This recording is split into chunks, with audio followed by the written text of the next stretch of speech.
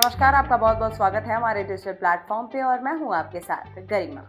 बिहार चुनाव का माहौल गर्म है और इस बार चुनावी मैदान में 5 ऐसी महिलाएं उतरी हैं जिनके पास कोई बड़ा राजनीतिक बैकग्राउंड नहीं, कोई गॉडफादर नहीं और ना ही कोई पुरानी विरासत है।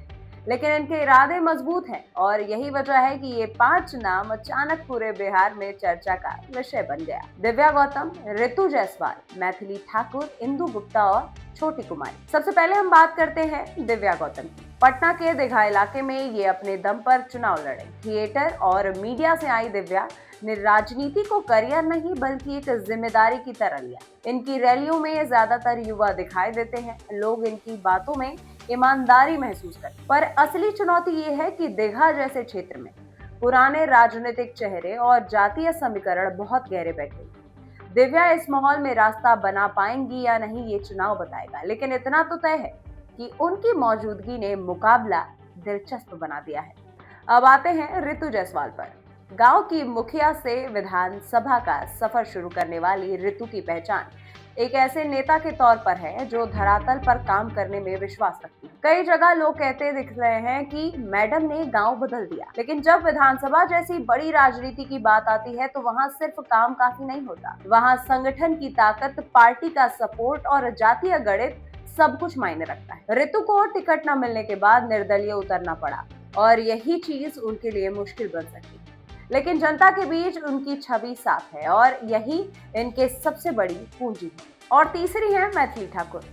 सोशल मीडिया पर लाखों फॉलोअर्स, मधुर आवाज और अब राजनीति। बहुत कम उम्र में उन्होंने बड़ा कदम उठाया। लोग इन्हें गायिका के रूप में ज्यादा जानते हैं, लेकिन पिछले कुछ महीनों में उन्होंने गांव-गांव जाकर लोगों से जुड़ने की कोशिश की।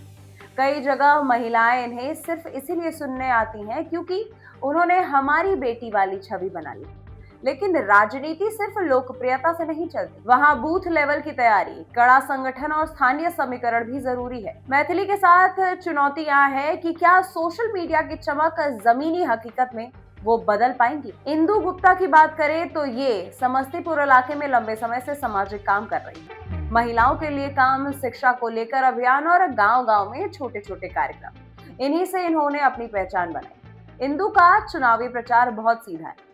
छोटी सी टीम है, ज्यादा शोर नहीं है, लेकिन लोगों के बीच भरोसा जरूर। हालांकि मुकाबला यहाँ भी आसान नहीं है क्योंकि कई जगह पुराने नेता वर्षों से अपनी पकड़ बनाए हुए। इंदु को हर गली हर चौराहे में लोगों को ये भरोसा दिलाना होगा कि वो सिर्फ चुनाव लड़ने नहीं बल्कि बदलाव लाने आई। और आखिर में है छोटी कुमारी। छपरा की रहने वाली छोटी कुमारी ग्रामीण पृष्ठभूमि से आती हैं। इनकी छवि एक सीधी साधी जमीन से जुड़ी महिला की है। कई जगह महिलाएं इन्हें खुलकर बात करती दिखती हैं। सिलाई, महंगाई, पानी, राशन जैसे मुद्दे इनके प्रचार का हिस्सा हैं।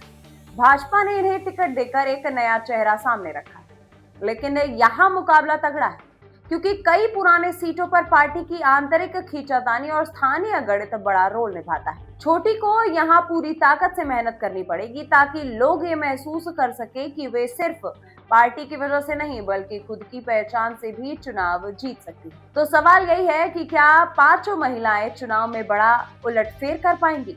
जवाब इतना आसान नहीं है।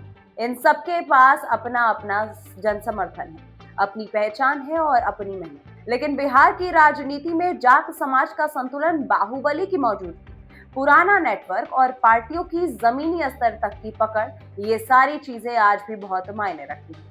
अगर जनता बदलाव चाहती है, अगर लोग नए चेहरों को मौका देने में के मूड में है, तो ये महिलाएं विधानसभा तक पहुंच सकती हैं। लेकिन अगर मुकाबला पूरी तरह पारंपरिक ढांचे में चला तो इनकी राह काफी कठिन हो जाए। फिर भी एक बात तो एकदम साफ है, इन महिलाओं ने ये तो साबित कर दिया कि राजनीति में आने के लिए ना परिवार चाहिए, ना बड़ा नाम और ना ही कोई विरासत। सिर्फ हिम्मत चाहिए, मेहनत चाहिए और जनता के साथ जुड़ने की लगन चाहिए। चाहे ये जीते या नहीं, लेकिन इनका चुनाव मैदान में उतरना ही बिहार की राजनीति में एक बड़ा संदेश है कि नई पीढ़ी, नए चेहरे और नए सोच अब पुरानी चौखट तोड़कर आगे बढ़ रही हैं।